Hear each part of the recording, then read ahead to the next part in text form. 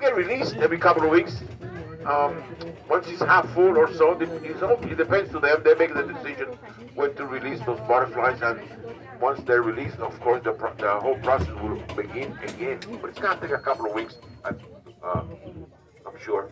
I like butterflies. I think butterflies are beautiful, beautiful insects. I have a little saying that I made up. I think butterflies are like self-propelled flowers. Beautiful, beautiful insect. I don't know, wait. Egyptian goose, where is she? I believe that's a female by herself, okay? All right, people, cycad garden. Coming up to our cycad garden. Cycads are often confused for furs.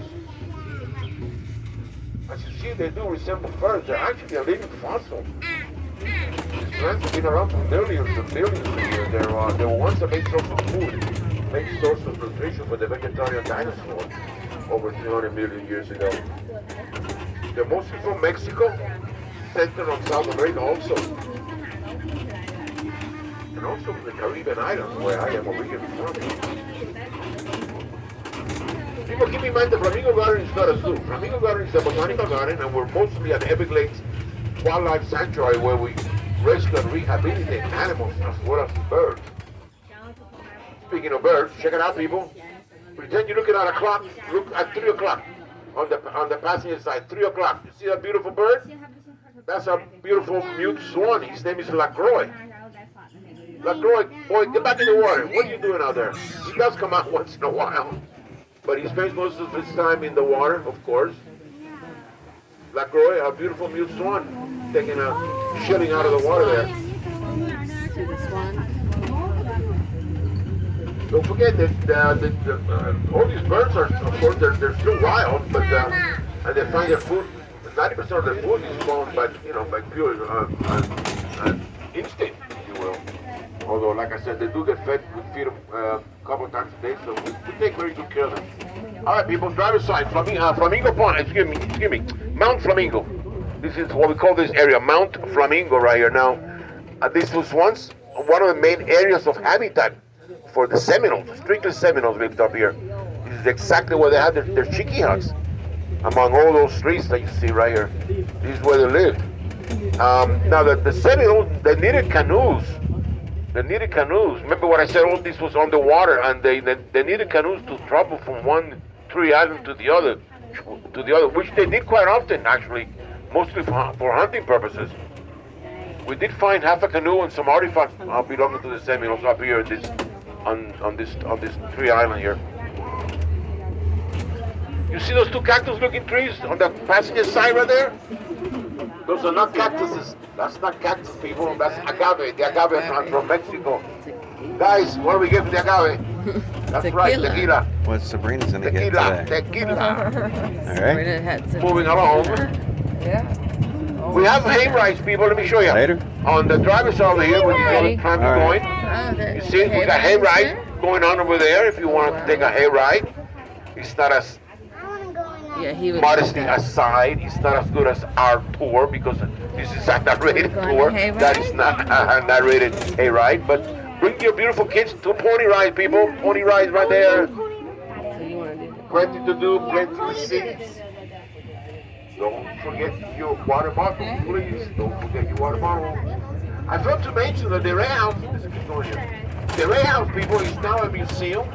And I urge you to go in, take a little tour of it, get it by yourselves. There's a tour guide here that will tell you all about the lives of Mr. Floyd and Mrs. Jane Ray and the history of Flamingo Gardens, which is very, very interesting. Do go in and check it out. You will enjoy it. You can spend as much time or as little time as you want in there, okay?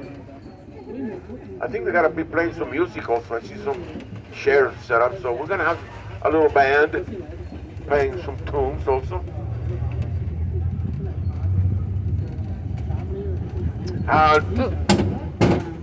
That's a peacock, people, right here.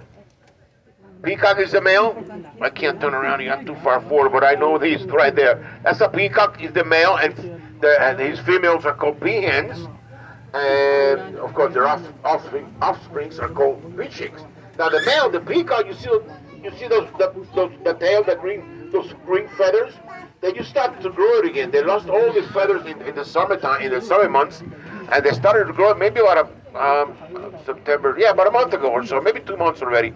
And They will grow till March. That's what mating season starts in March. And by then, the train, it's called the train, by the way. Once the feathers is called a train, like a wedding dress.